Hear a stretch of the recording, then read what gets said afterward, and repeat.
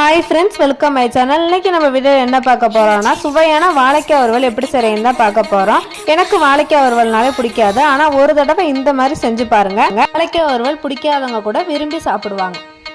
வாங்க எப்படி செய்யறதுன்னு பார்க்கலாம். அதுக்கு முதல்ல ஸ்டவ் ஆன் பண்ணி கடாய் வச்சு தேவையான அளவு ஆயில் விட்டு ஆயில் ஹீட் ஆனதும் கருவேப்பிலை போட்டு கருவேப்பிலை பொரிஞ்சு வந்ததுக்கு அப்புறம் நம்ம எங்க வீட்டிலேயே காய்ச்ச 3 வாழைக்காய் எடுத்திருக்கோம். இந்த வாழைக்காவை இந்த மாதிரி ஸ்லைஸா கட் பண்ணி சேர்த்து நல்லா வதக்கி விட்டுக்காங்க.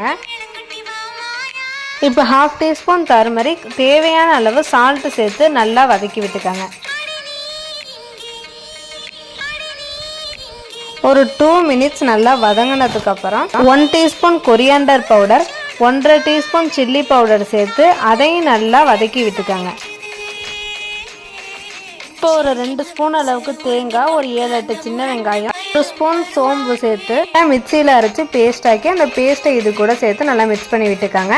இந்த ஸ்டேஜில் உப்பு காரம்லாம் கரெக்டாக இருக்கான்னு செக் பண்ணிவிட்டு லைட்டாக தண்ணி தெளித்து மூடி போட்டு மூடி நல்லா வேக விடுங்க.